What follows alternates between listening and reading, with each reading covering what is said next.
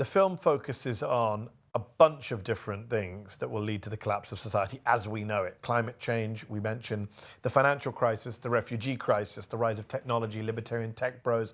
The list goes on and on. I wonder, of all those issues, as you're making this film and speaking to experts, what concerns you the most? What do you deem to be the most urgent one that we need to really be focused on?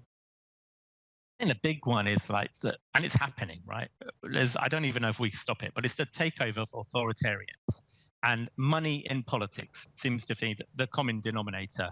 For me, the film began with Brexit, what happened here in the UK, and the idea that people can be kind of lied to and tricked and fooled into making their lives worse, take away their own freedom, vote to kind of be poorer, Yes. and and blame foreigners, blame kind of immigrants, blame everyone else, but then not the people who kind of tricked you into doing it. They've all got European passports. So Brexit was a beginning of it for me, thinking, what is going on? Why are the journalists not questioning these people properly?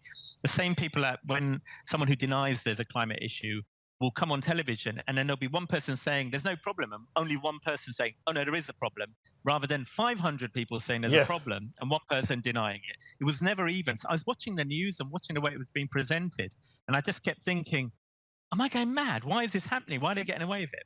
I went from being in the UK just after Brexit to being in the US and shooting in Pittsburgh on a TV show, Mindhunter, during the Clinton-Trump election.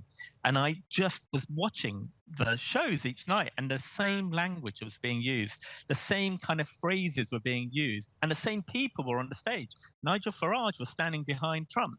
And I kept thinking, what's he doing there? I didn't know they all knew each other. Yeah. And this is before I'd read anything in The Guardian, anything in the New York Times. I was seeing the connections between Brexit and what was happening with Trump back in 2016. So I kept thinking, oh, something's happening. My background being from India, I was aware of Modi from a long time. Yes. And what's been happening in Gujarat and what's happened across India, the more he divided people, the more popular he became using social media. So all of these things were in my head. So really, it's the breakdown of democracy and the push to authoritarianism, which I guess is the biggest issue. Everything else is linked to that, though.